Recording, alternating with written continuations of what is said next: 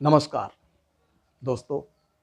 आज मैं आपके साथ एक ऐसी सच्ची कहानी साझा कर रहा हूं जिसे सुनकर आपके रोंगटे खड़े हो जाएंगे। ये कहानी विद्या देवी की है, जो अपनी बहू बरखा के साथ और अपने बेटे दीप के साथ शहर की पॉश कॉलोनी में एक सोसाइटी के अंदर रहते थे। जैसे ही बरखा ने अपनी सास विद्या देवी को ये बात बताई कि मम्मी, हम आज सुबह चार धाम की यात्रा पर जा रहे हैं। चार धाम की यात्रा की बात सुनकर विद्या देवी की खुशी का कोई ठिकाना नहीं रहा। बरसों का ये सपना विद्या देवी का आज फलीभूत हो रहा था। विद्या देवी को इससे बड़ी खुशी की और कोई बात नहीं थी। अक्सर विद्या देवी अपने हस्बैंड से जब वो जीवित थे कहा करती थी कि जब हमारा बेटा बड़ा हो जाएगा, पढ़ लिख कर कामयाब हो जाएगा, जॉब करने लगेगा और शादीशुदा हो जाएगा, तब हम चार धाम की यात्रा पर जाएंगे।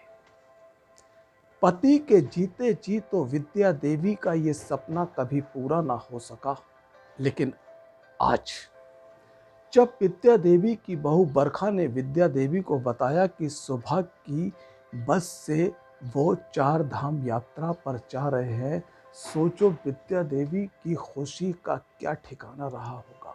रात भर वो चार धाम की यात्रा के सपने देखती रही, खुली आंख से सपने देखती रही। उन्हें नींद भी नहीं आई, करवटें बदलती रहीं कि कब सुबह हो और कब वो चार धाम की यात्रा पर जाए।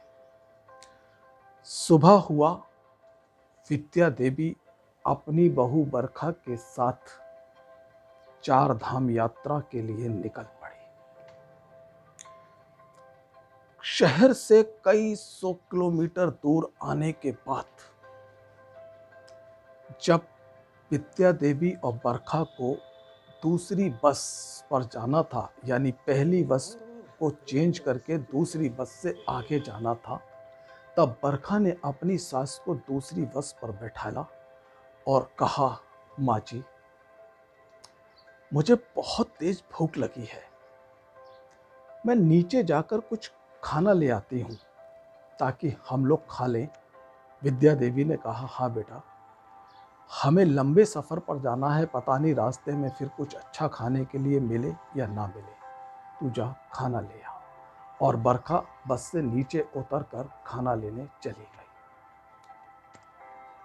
आधा घंटा हो गया बरखा को, लेकिन खाना लेकर वापस नहीं आई। विद्या देवी कुछ मन में परेशान हुई और आधे घंटे के बाद जब बस ने आगे जाने के लिए हॉर्न बजाया तो विद्या देवी चीख पड़ी, बिलखने लगी कि मेरी बहू को आ जान दो, उसके बाद बस चलाना, वो खाना लेने गई है। आसपास की सवारियों ने विद्या देवी को समझाया कि तुम्हारी बहू आधे घंटे से खाना लेने गई है, वो वापस नहीं आई, इसका मतलब वो वापस नहीं आएगी। विद्या देवी को यकीन नहीं हो रहा था कि ऐसा कैसे हो सकता है, लेकिन सच यही था। काफ़ी देर बस कंडक्टर और ड्राइवर ने विद्या देवी की बहू बरखा का इंतज़ार करा, और जब बरखा नहीं आई और बस में बैठी सवारियां परेशान होने लगीं, चीखने लगीं, चिल्लाने लगीं, तब उन्होंने विद्या देवी को बस से नीचे उतारा कंडक्टर ने और बस आगे बढ़ा दी। सारा दिन विद्या देवी सड़क के किनारे भूखी प्यासी बैठी रहीं, रोती रहीं, बिलखती रहीं और लोगों से बरखा को ढूंढ के ले आने की गुहार करती रहीं, लेकिन किसी को भी बरखा दिखाई नहीं दी। और कौन किसके पचड़े में पड़ता है, कोई किसी के लफड़े में नहीं पड़ता है। लेकिन कहते हैं, मारने वाले से बचाने वाला बहुत अच्छा होता है। दोस्तों, यहाँ पे एक चमत्कार होता है। ऐसा चमत्कार जिसकी कल्पना कोई कर ही नहीं सकता। अचानक से विद्या देवी का बेटा दीप अपनी कार से उधर से गुजरता है और उसकी निगाह जब सड़क के किनारे बैठी अपनी माँ के ऊपर पड़ती है तो वो शॉक्ड हो जाता है। वो कार रुकवाता है ड्राइवर से और माँ के पास जाकर जब वो माँ से पूछता है कि वो यहाँ अकेली कैसे, इस अनजान जगह पर अकेली कैसे, माँ भी दीप को अपने बेटे को देखकर बिलख उठती है और उससे लिपट कर रोने लगती है, जार जार रोती है और बताती है कि वो यहाँ कैसे पहुंची। बरखा की पूरी कहानी वो अपने बेटे दीप को बताती है। गुस्से से दीप का तन बदन सुलग उठा। उसने अपनी माँ का मुंह धुलवाया, पानी पिलवाया, खिलाया पिलाया और कार में बैठ के वो अपने काम को छोड़कर सीधा अपने घर पहुंचा। घर में वो गया तो देखा कि बरखा उदास बैठी थी और अचानक दीप को देखकर वो बिलख बिलख कर रोने लगी और कहने लगी, दीप तुम आ गए, मैं बहुत परेशान थी। आज सुबह से मम्मी ना जाने कहाँ चली गई। मैं सुबह से माँ जी को ढूंढते ढूंढते परेशान, पागल हो गई मैं माँ जी को ढूंढते ढूंढते, लेकिन माँ जी का कहीं कोई अता पता नहीं मिला। दीप, अगर आज माँ जी नहीं मिली तो मैं भी जिंदा नहीं रहूंगी। प्लीज कहीं से भी लाओ, ढूंढ कर मेरी माँ जी को ले आओ। दीप कहता है, बरखा नाटक मत करो और ये बताओ कि आखिर मेरी माँ ने तुम्हारा बिगाड़ा क्या था जो तुमने उन्हें मरने के लिए बीच सड़क पर अकेला छोड़कर चली आई, और वो भी इस शहर से कई सौ किलोमीटर दूर। ऐसा तुमने क्यों किया? आखिर उनकी गलती क्या थी? क्या गुनाह किया था मेरी माँ ने? अगर वो तुमसे थोड़ा बहुत ना नुकर कर लेती है तो इसका मतलब ये हुआ कि तुम उसको घर से कहीं दूर छोड़ाओगी। चाहती क्या हो? दोस्तों, बरखा को कुछ एहसास हुआ कि कुछ तो गड़बड़ है। बरखा ने पलटी मारी। उसने कहा, नहीं दीप, तुम गलत समझ रहे हो। मैं तो माझी के साथ कहीं गई ही नहीं, मुझे तो कुछ पता ही नहीं। लेकिन वो कहता है कि तुमने बहुत बड़ी गलती की है। तुम्हें नहीं मालूम माझी कहाँ गई है?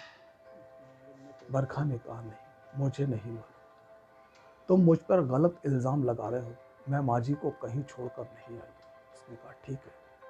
दीप नीचे गया और कार में से माँ को लेकर आया और ये कहा, ये कौन है? तुमने इन्हें कहाँ पर छोड़ा था? और वो भी तीर्थ के नाम पर, 4 धाम यात्रा के नाम पर माँ जी को धोखा दिया। निकल जाओ मेरे घर से।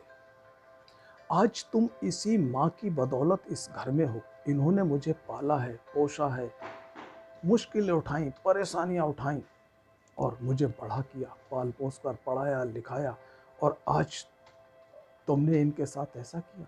आखिर क्यों? क्या चाहिए तुम्हें जो इनकी वजह से तुम्हें नहीं मिल रहा था?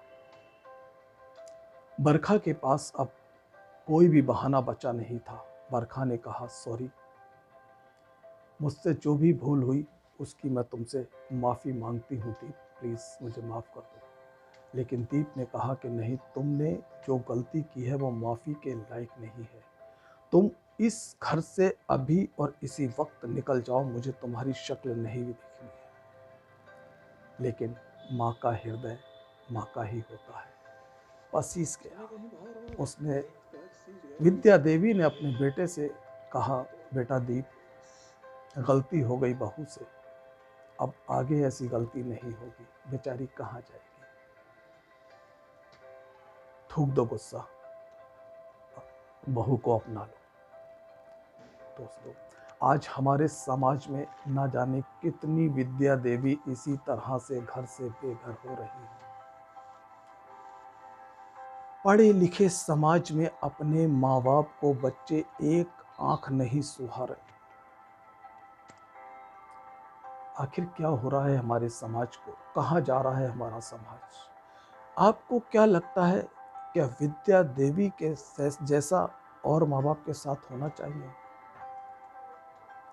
आपने इस कहानी को सुना और इस कहानी से क्या अनुमान लगाया या क्या निर्णय लिया, आप मुझे कमेंट बॉक्स में ज़रूर बताइएगा। मुझे आपके इंतज़ार रहेगा आपके कमेंट का।